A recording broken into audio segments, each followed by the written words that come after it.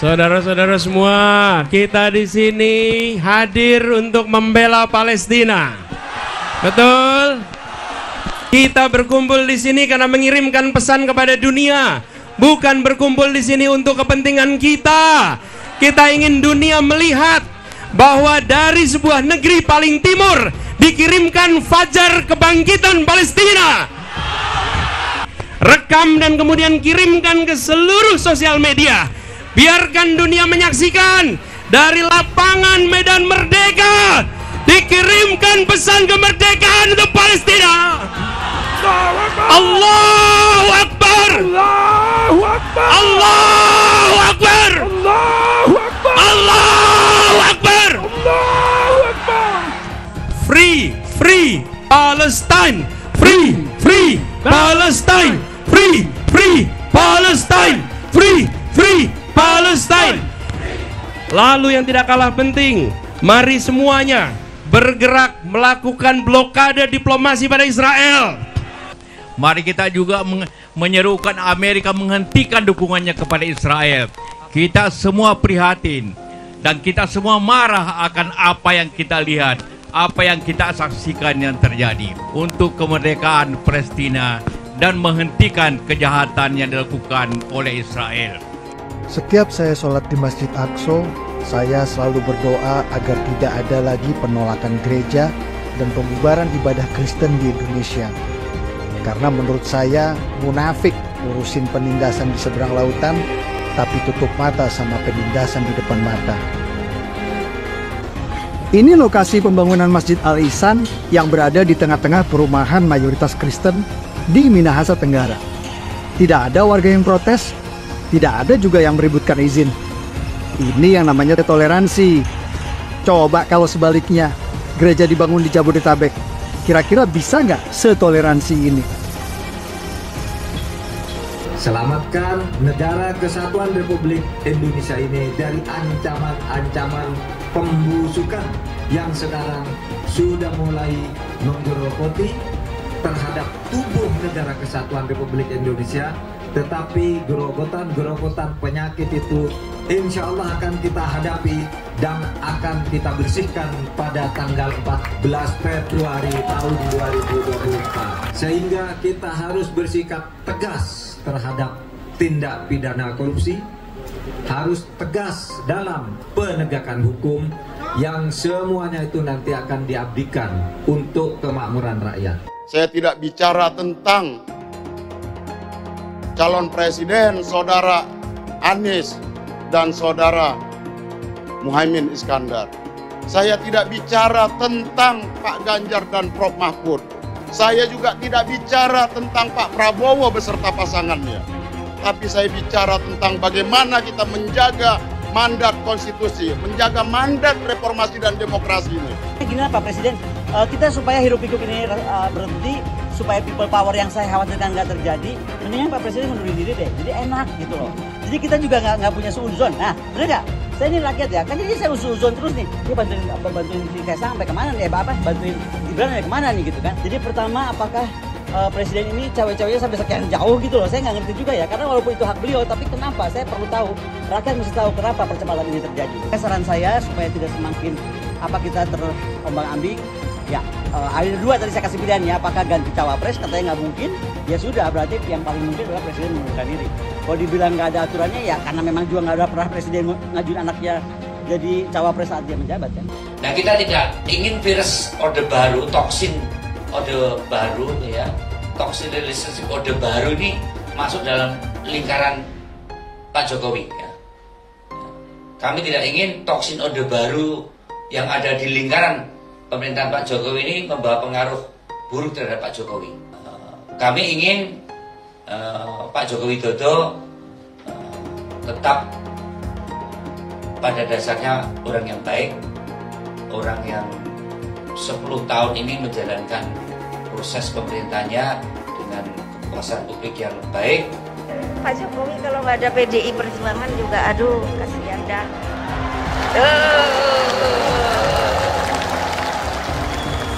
Kelihatannya setelah ini jatahnya Pak Prabowo.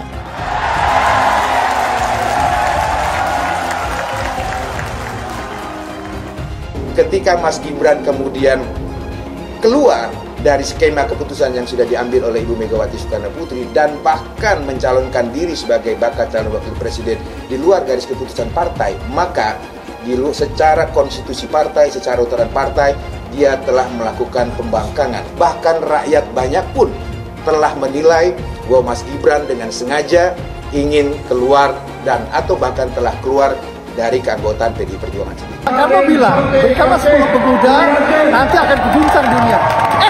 Ini baru dikasih 1 pemuda, kau sudah terguncang mentalnya. Tenang saja Pak Prabowo.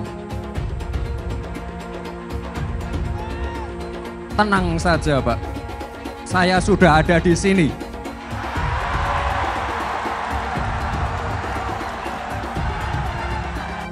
Program-program yang sudah berjalan sudah membawa Indonesia ke pintu gerbang kemajuan.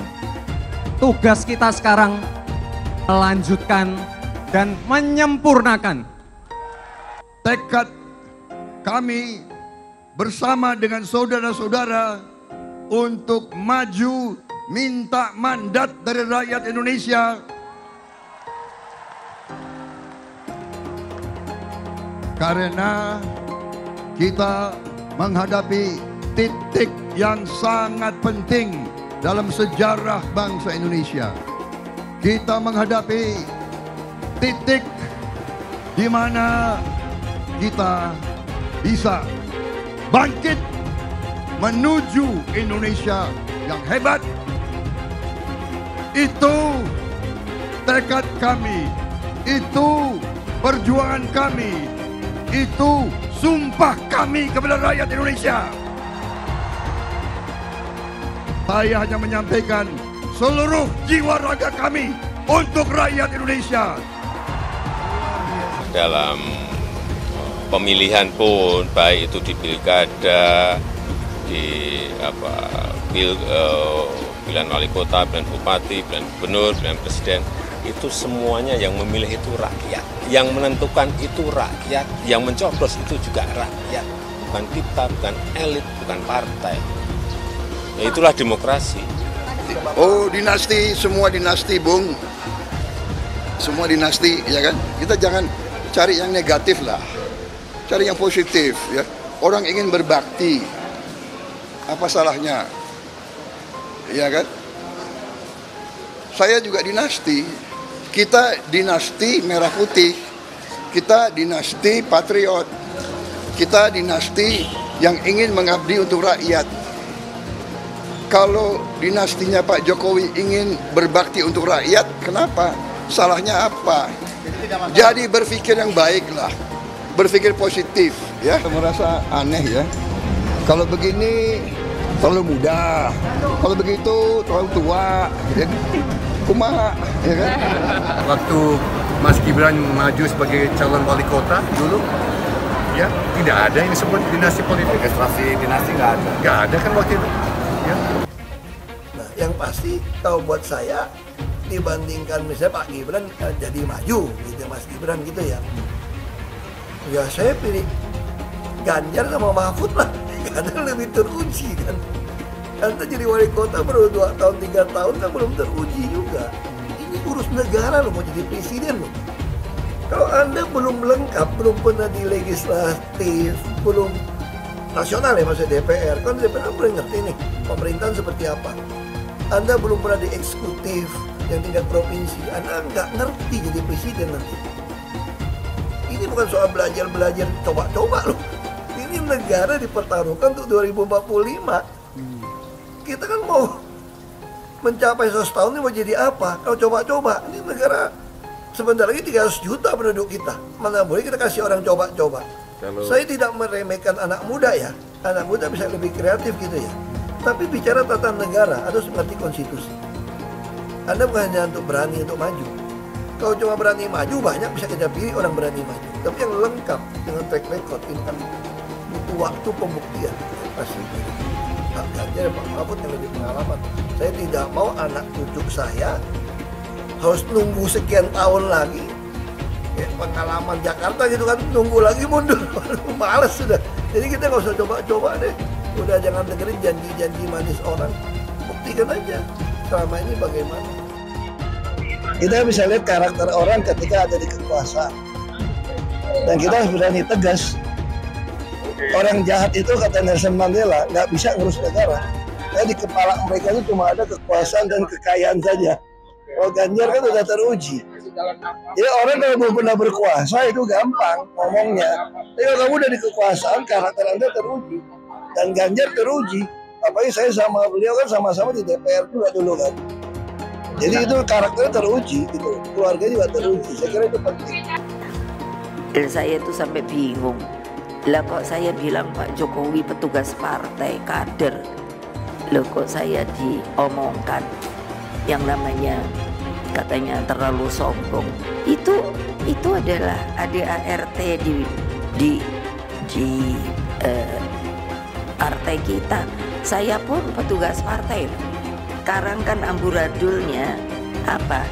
Ganti pemimpin dirubah dengan enaknya. Bagi saya coba, apa ndak pusing ya? Lebih setuju lagi apa yang disampaikan calon presiden Pak Ganjar Pranowo. Tadi saya bisik-bisik ke beliau, Pak, nanti habis dilantik, besoknya langsung masuk ke kedaulatan pangan. Nggak usah lama-lama. Perencanaannya disiapkan sekarang, begitu dilantik besok langsung masuk ke kerja kedaulatan pangan. Sehingga swasembada pangan, ketahanan pangan, kedaulatan pangan itu betul-betul kita miliki. Dan saya yakin Pak Ganjar mampu menyelesaikan ini. Ya kita jujur aja ngomong, kalau Anda mau jadi presiden, wakil presiden. Nah, kalau tanya sama saya, kamu mau jadi politisi, mau jadi apa sih? Ya kalau nggak beres negara ini, ya saya mau jadi presiden. Karena cuma jadi presiden bisa cepat membereskan itu. Coba lihat, kayak di DKI, kok nggak ada Ahok, nggak ada demo. Kalau Ahok nggak nyalon kan nggak ada masalah kemarin. Coba kalau ada Ahok, jadi Ahok itu adalah orang yang tidak boleh di politik. Karena dia membuat bangsa ini tidak bisa bersatu. Itu terbalik-balik. Yang pengen pecahin orang siapa? Kok saya yang dituduh? Ini bagi saya itu aneh gitu loh. Tapi itu fakta. Nah, makanya saya tetap ada di PDI Perjuangan. Karena satu-satu partai yang tetap mencalonkan saya di DKI dengan ancaman macam-macam hanya PDI Perjuangan. Katanya, kata Ibu Mega, mau jadi apa bangsa ini? Kalau kamu Pak Ahok yang bisa kerja, yang jujur, tidak boleh mencalonkan diri. Masa orang yang nggak jujur, yang itu mau yang bisa dicalon, katanya mau jadi apa, bisa kerja apa? Makanya saya pribadi ya putuskan ya ikut Ibu Megawati, PDI Perjuangan. Saya cuma dia bisa berani terang-terangan. Kalau di DKI dulu saya sudah mundur, dianggap bikin kacau, bisa bikin demo. Ini sesuatu yang aneh maksud saya gitu loh. Ya, Ibu Mega nggak boleh mundur, harus maju. Mau jadi apa bangsa ini katanya? Kalau kamu ditekan untuk mundur, nah itu yang saya sampaikan. Bilang dihalang-halangi, Anies masih sering bikin acara di sana-sini. Bebas pula. Duh, nggak capek apa ngibulin rakyat mulu, Pak? Nah, yang gue pertanyakan nih, Anies itu kampanye di mana-mana sering naik pesawat jet. Nah, pesawat jet biaya sewanya dari mana, Pak? Atau itu pesawat jetnya siapa, Pak? Coba jujur deh. Karena setahu gue nih, itu punya bos Anda, Surya Paloh. Anies bicara soal pendidikan. Padahal waktu dia di Jakarta, dia sendiri nggak mampu buat memberikan bangku sekolah yang cukup waktu mimpin di Jakarta. Artinya, dia nggak mampu memberikan bukti kalau omongan dia itu bisa dilaksanakan. Anies bilang, setiap jabatan harus diisi sama orang-orang yang kompeten. Lah, faktanya di Jakarta, beberapa jabatan diisi sama orang-orang dekatnya dia. Nggak kompeten pula. Terus TGUPP, itu yang jumlahnya seabrek-abrek, fungsinya buat apa, Pak? Kok Jakarta makin berantakan sih? Sekali lagi, Anies nggak bisa membuktikan omongannya. Anies bilang dia akan membuka lapangan kerja. Yang dulu janjinya 200.000 lapangan kerja, ternyata cuma omong kosong, alias cuma janji palsu. Soal pembangunan yang berkelanjutan. Dia bilang di Jakarta dia udah meneruskan yang udah baik. Lu jangan percaya ya, itu ngibul. Faktanya nggak seperti itu loh. Belum lagi nih, program penanggulangan banjir. Jadi di daerah Jakarta itu ada daerah yang sebelumnya udah bebas banjir. Pas Anies mimpin, kok bisa-bisanya daerah itu banjir lagi? Gimana nggak banjir kalau kalinya udah nggak pernah dikeruk sama dibersihin, Pak? Kalau soal Jakarta, gue bisa bicara banyak deh. Jadi gue saksi bobroknya kepemimpinan Anies di Jakarta. Dan gue bisa pastiin, omongan manisnya Anies soal apa yang dia lakukan waktu mimpin Jakarta itu banyak nimbulnya. Milih Anies dan Imin setidaknya sudah menyelamatkan Indonesia dari kehancuran. Gus Dur saja di kudetanya, apalagi rakyat. Yang satu memang jago kata-kata, jago beretorika, nggak kelawan kalau soal kata-kata. Di sisi lain, kita sama-sama melihat yang sudah ditulis pakai tangan dia sendiri, pakai hati dia sendiri, lagi dia ingkari, apalagi hanya mengandalkan kata-kata dan janji. Pun demikian dengan janji Cak Ponimin. Gus Muhaimin memberikan program siapapun yang hamil yang ada di muka bumi Indonesia ini akan diberikan tunjangan selama hamil. Karena itu yang masih jomblo secepatnya nikah, hamil, dibiayai kehamilannya oleh Gus Muhaimin. Akan mendapatkan subsidi, akan mendapatkan tunjangan rata-rata 6 juta selama kehamilan. Gus Muhaimin dan PKB menang. Semua yang punya sepeda motor, BBM-nya kita subsidi gratis tanpa biaya. Siapa yang di sini punya sepeda motor? Tahun 2024 PKB menang, Gus Muhaimin presiden, disubsidi serendah-rendahnya harga subsidi BBM. Kalau PKB sekarang bukan PKB Gus Dur, ini PKB Caimin. Jadi beda, PKB-nya sudah beda. Jadi nggak bisa lagi menurut saya, memang masih tetap jualan nama Gus Dur, itu ada larangannya jelas sekali. Tapi ya namanya orang masih mencuri-curi, kebiasaan kayaknya mencuri-curi. Mencuri partai, sekarang mencuri gambar. Gus Dur pendiri partai, orang yang dikatakan oleh Caimin sebagai guru politiknya, malah dikudeta, apalagi rakyat. Susah kan mau milih pemimpin seperti itu nanti? Pak Prabowo hari ini adalah calon presiden dari Partai Gerindra. Saya sampaikan berkali-kali bahwa saya tidak ingin menjegal, saya tidak mau menjadi orang yang dibawa untuk berhadapan dengan Pak Prabowo dan menghentikan Pak Prabowo. Saya tidak mau. Dan saya katakan itu kepada siapapun yang datang kepada saya untuk berbicara tentang calon presiden. Yang nanti anak saya dan anak-anak saya akan ingat itu. Nah, saya tidak mau mengkhianati, menikam pada orang yang dulu sudah bekerja, membantu, dan berjuang bersama. Bapak Politik Identitas Indonesia Anies Baswedan, Bapak Intoleransi Indonesia Anies Baswedan, jangan lupakan, jangan terlena, jangan sampai dia pecahkan kita dengan dagangan ayat dan mayatnya. Air itu turun dari langit, turunnya ke atap rumah langsung sumur bor, bukan ke sungai dan ke laut. Saya mensyukuri kenapa kalah, kenapa ditahan. Saya bersyukur atas itu semua. Saya coba bayangkan ya, kalau seandainya waktu itu kita menang gitu ya, hari ini belum tentu kita bisa nikmati seperti ini. Kita bersyukur 5 tahun Tuhan izinkan kasih ke orang yang pintar ngomong untuk kerja. Coba kalau kita bayangkan gitu ya, kalau kemarin saya masih jadi gubernur, ini saya udah turun ini. Tapi yang pintar ngomong itu dikira orang hebat kan? Ini lebih berbahaya tahun 2024. Langsung ketahuan karakternya. Langsung ketahuan itu. Di saya juga ada kutipan Pak di kamar saya Pak.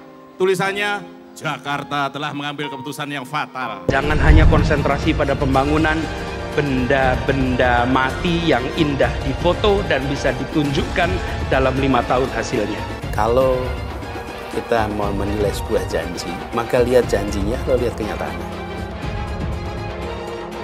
Dulu janjinya apa ya? Dan ini aneh, betul-betul aneh. Ini bukan kampanye, tapi saya sampaikan sini. Di satu sisi menyiapkan jalur-jalur air untuk dikirim ke laut, di sisi lain di lautnya dipasang dengan pulau reklamasi, tinggal tunggu waktu jadi rock. air balik. Dan ini melawan sunnatullah. Kenapa? Air itu turun dari langit ke bumi, bukan ke laut. Harusnya dimasukkan ke dalam bumi, masukkan tanah. Di seluruh dunia air jatuh itu dimasukkan ke tanah, bukan dialirkan pakai gorong-gorong raksasa ke laut. Jakarta telah mengambil keputusan yang fatal. Bukan banjir, itu memang parkir air. Bukan banjir, itu memang parkir air. Masyarakat berkeliling dengan membawa toa untuk memberitahu semuanya, termasuk sirine. Ibon 82 miliar. Apa alat transportasi yang dimiliki oleh hampir setiap orang? Alat transportasi yang dimiliki semua orang adalah kaki. Kalau seandainya orang Jakarta percaya Pak Anies jadi gubernur pun, saya berani jamin kok dia akan lakukan normalisasi yang sama seperti saya lakukan kok. Gak usah bohong lah. Tapi ketika air sampai di muara, maka siap untuk dipompa ke laut. Pancasila Soekarno, ketuhanan ada di pantai. Anak Tuhan dari mana? Kalau Yesus anak Tuhan, bidangnya siapa? Besok di seluruh wilayah Indonesia akan katakan dan Iblis hanya menggoda orang yang beriman. Makanya jarang-jarang orang kafir kerasukan setan. Yang kerasukan setan itu orang baik-baik. Jarang, saya belum pernah nengok Cina kerasukan setan. Pernah tak Ahok itu kerasukan setan? Enggak, setannya juga. Karena sesama setan jarang saling menggoda.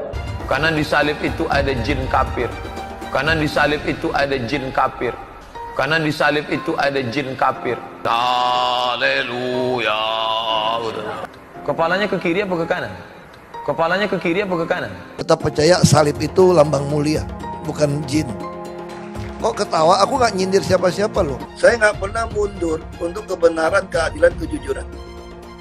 Dan peri kemanusiaan, gue nggak pernah mundur. Dan gue nggak pernah takut juga sama lu. Siapapun yang rasis, gue akan hadapin. Karena rasis itu tidak berperi kemanusiaan. Sama saya ditanya dulu kan, kamu nyesel nggak statement kamu di Pulau Seribu sehingga masih masuk penjara? Tidak pernah nyesel, karena saya mengatakan kebenaran. Anies merupakan antitesis daripada Pak Jokowi. Antitesis artinya bertolak belakang dengan Jokowi. Anies sudah menyatakan tidak akan melanjutkan semua program dari Pak Jokowi. Jadi semua pembangunan yang dilakukan oleh Pak Jokowi akan dihentikan oleh Anies jika Anies menjadi presiden. Lagi pula Anies didukung oleh khilafah, dan pendukung Anies adalah ormas seperti FPI dan HTI. Apa kita mau FPI dan HTI kembali di Indonesia jika Anies memimpin? Anies juga dikenal sebagai bapak politik identitas yang menghalalkan segala cara untuk menggapai kekuasaannya, termasuk menggunakan politik identitas berbasis agama. Lihatlah di kasus Ahok waktu itu. Kita sudah bisa melihat hasil kerja Anies selama 5 tahun di Jakarta. Tidak ada satupun janji yang dipenuhi dan tidak ada kinerja yang bisa dibanggakan. Dari DP 0%, OKOC, kelebihan bayar, Formula E, banjir, sumber resapan, jalan rusak, dan gonta-ganti nama jalan. Lihatlah rekam jejak Anies selama 5 tahun. Bayangkan Indonesia ke depan jika dipimpin oleh Anies. Dan bayangkan jika Anies menang. HTI dan FPI, ormas khilafah yang dibubarkan itu akan dikembalikan oleh Anies. Apakah kita mau Pancasila diganti jadi khilafah? Perkataan Ahok sudah terbukti dan Jakarta sudah menjadi korban. Jangan biarkan Indonesia menjadi korban kibulan Anies Baswedan. Umat minoritas, terutama kaum Tionghoa, tidak akan memilih Anies Baswedan. Saudara-saudara semua, kita di sini hadir untuk membela Palestina. Betul? Kita berkumpul di sebuah lapangan yang bukan namanya lapangan Monas. Ini namanya Medan Merdeka, menandai kemerdekaan yang kita raih lewat perjuangan. Oke? Jadi kita bicarain soal Palestina, setuju? Saudara sekalian, ini yang berkumpul di sini, saya ingin ajak kepada semua. Kita berkumpul di sini karena mengirimkan pesan kepada dunia, bukan berkumpul di sini untuk kepentingan kita. Kita ingin dunia melihat bahwa dari sebuah negeri paling timur dikirimkan fajar kebangkitan Palestina. Rekam dan kemudian kirimkan ke seluruh sosial media. Biarkan dunia menyaksikan dari lapangan Medan Merdeka dikirimkan pesan kemerdekaan untuk Palestina. Allahu Akbar. Allahu Akbar. Allahu Akbar. Allahu Akbar. Allahu Akbar. Allahu Akbar. Free, free Palestine. Free, free Palestine. Free, free Palestine. Free, free Palestine. Free, free Palestine. Free, free Palestine. Free, free. Biarkan suara rakyat yang mewarnai dunia, bukan suara dari mikrofon ini. Palestine. Free, free Palestine. Free, free Palestine. Rekam dengan kamera Anda semua. Free Palestine. Free, free Palestine. Free, free Palestine. Free, free, free Palestine. Free, free Palestine. Free, free Palestine. Kita mengirimkan pesan ini bukan untuk kita. Kita ingin dunia dengar dari tanah Indonesia. Kita mengatakan penolakan kepada penjajahan. Hari ini di bawah terik sinar matahari kita berkumpul di Medan Merdeka. Di bawah terik matahari kita merasakan Gaza yang merintih 30 hari. Penderitaan yang dirasakan keluarga-keluarga di sana. Tangisnya menggema melampaui hitungan kilometer jauhnya. Sampai ke rumah-rumah kita, menyaksikan ibu-ibu yang harus menguburkan anaknya. Saudara-saudara semua yang mulia, kita berada di sini menyaksikan mereka mewarisi semangat para nabi. Mereka orang-orang yang mengirimkan doanya insya Allah melewati sampai langit ke-7. Dan kita semua yang di sini berada di lapangan ini karena tadi dibacakan ketika kita mengatakan bahwa kemerdekaan adalah hak segala bangsa, maka itu bukan karena pengetahuan, itu bukan karena bacaan tentang negeri lain, itu karena kita merasakan di negeri ini bahwa penderitaan atas penjajahan itu nyata. Penderitaan itu membuat kita betul-betul terkoyak.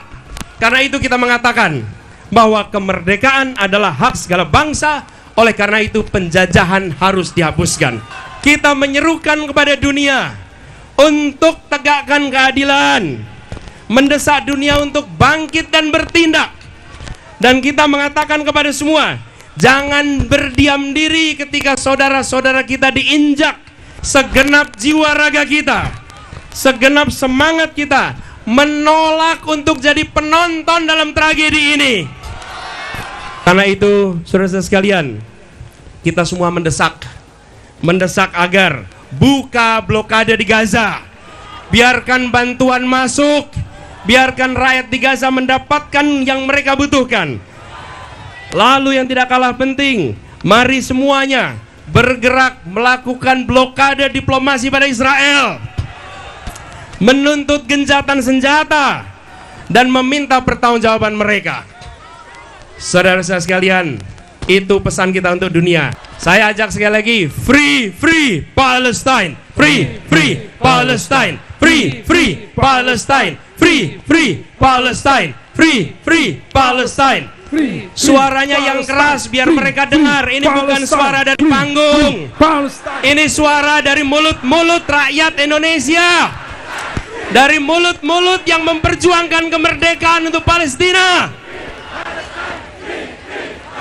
Rekam dengan semua HP-nya. Free, free Palestine, free, free Palestine, free, free Palestine. Terima kasih semuanya. Sampai berjumpa kembali dan kita pastikan bebaskan Palestina. Assalamualaikum warahmatullahi wabarakatuh. Waalaikumsalam warahmatullahi wabarakatuh. Jutaan orang hadir di sini, saudara-saudara semuanya, dengan niat pertama untuk membantu, untuk mendoakan, untuk bersatu untuk kemerdekaan Palestina dan menghentikan kejahatan yang dilakukan oleh Israel. Kita semua prihatin dan kita semua marah akan apa yang kita lihat, apa yang kita saksikan yang terjadi. Karena itu, marilah kita semua bersatu paling sedikit mendoakan, membantu dan memperjuangkan akan kemerdekaan dan menghentikan semua akan kejahatan yang membinasakan Palestina ini. Karena itu kita semua di sini, mari kita bersatu. Juga negara-negara Islam di Timur Tengah, di Arab agar bersatu bersama-sama. Mari kita juga menyerukan Amerika menghentikan dukungannya kepada Israel. Dan Israel akan sadar akan kemanusiaan dan semua kita semua. Kita semua di sini mendoakan semoga semua ini berakhir. Semua kedamaian akan kita capai dan semua kembali kepada kemerdekaan yang kita cita-citakan. Terima kasih. Allahu Akbar. Allahu Akbar. Allahu Akbar. Dulu Anies bisa menang karena menggunakan agama dan etnis. Isu agama, ras, dan antar golongan dinikmati oleh relawan Anies. Saat itu Anies didukung oleh FPI, HTI, dan pengasong khilafah lainnya. Pada akhirnya Ahok harus kalah, namun kekalahan dia adalah kekalahan yang membuka mata rakyat Indonesia bahwa masih ada orang-orang yang menang dengan cara menggunakan politisasi agama atau politik identitas berbasis agama.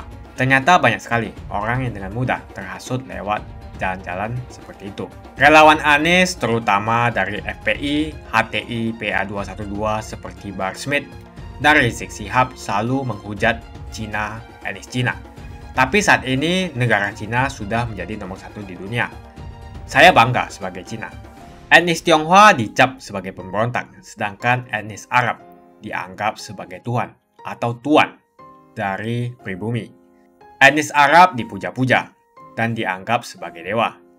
Lihat saja Rizik Syihab dan Bahar Smith dipuja-puja, padahal mereka mengujar kebencian. Pengasong khilafah seperti Rizik Syihab, Bahar Smith, dan teman-teman, mereka hanya buat gaduh di Indonesia. Sedangkan negara yang mereka sanjung-sanjung itu, Arab Yaman, masih belum maju dan masih terbelakang. Saya percaya Indonesia dengan mayoritas pribumi juga akan menjadi negara maju. Seharusnya Arab Yaman belajar dari negeri Cina. Seperti kata kitab suci, belajarlah sampai ke negeri Cina.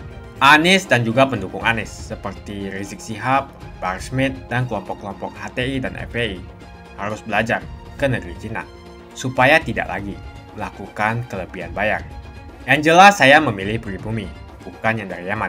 Ganjar jelas pribumi, nasionalis, dan pasti akan melanjutkan visi dan misi dari Pak Jokowi. Suara Ahok merepresentasi warga minoritas, dan etnis Tionghoa mendukung Ganjar Pranowo. Ahok pasti akan mendukung Ganjar, karena Ahok anti radikalisme. Ahok yang jelas tidak akan mendukung Anies Baswedan, karena Anies Baswedan didukung oleh kelompok khilafah, HTI, dan FPI, ormas terlarang itu. Anies merupakan antitesis daripada Pak Jokowi, dan diragukan kenasionalisannya, apalagi pribumiannya. Antitesis artinya bertolak belakang dengan Jokowi. Anies sudah menyatakan tidak akan melanjutkan semua program dari Pak Jokowi. Jadi semua pembangunan yang dilakukan oleh Pak Jokowi akan dihentikan oleh Anies jika Anies menjadi presiden. Lagi pula Anies didukung oleh khilafah, dan pendukung Anies adalah ormas seperti FPI dan HTI. Apa kita mau FPI dan HTI kembali di Indonesia jika Anies memimpin? Anies juga dikenal sebagai bapak politik identitas yang menghalalkan segala cara untuk menggapai kekuasaannya, termasuk menggunakan politik identitas berbasis agama. Lihatlah di kasus Ahok tadi itu. Kita sudah bisa melihat hasil kerja Anies selama 5 tahun di Jakarta. Tidak ada satupun janji yang dipenuhi dan tidak ada kinerja yang bisa dibanggakan. Dari DP 0%, OKOC, kelebihan bayar, Formula E, banjir, sumber resapan, jalan rusak, dan gonta-ganti nama jalan. Lihatlah rekam jejak Anies selama 5 tahun. Bayangkan Indonesia ke depan jika dipimpin oleh Anies. Dan bayangkan jika Anies menang. HTI dan FPI, ormas khilafah yang dibubarkan itu, akan dikembalikan oleh Anies. Apakah kita mau Pancasila diganti menjadi khilafah? Bagian Indonesia Timur yang mayoritas non-muslim seperti Bali tidak akan setuju dengan khilafah atau sistem khilafah. Mungkin Indonesia akan bubar jika Anies menjadi presiden. Perkataan Ahok sudah terbukti dan Jakarta sudah menjadi korban. Jangan biarkan Indonesia menjadi korban kibulan Anies Baswedan. umat minoritas, terutama kaum Tionghoa, tidak akan memilih Anies Baswedan. Saya yakin karma Ahok mengejar Anies Baswedan. Dulu Anies memainkan politik identitas kepada Ahok. Sekarang Anies dipertanyakan kepribumiannya karena dia teriaman. Itu saja opini saya hari ini. Tuliskan opini kalian tentang Anies Baswedan. Jika kalian setuju dengan pendapat saya di video ini, pastikan kalian menekan like di video ini dan bagikan video ini ke teman dan family Anda supaya mereka semua mengetahui tentang informasi ini.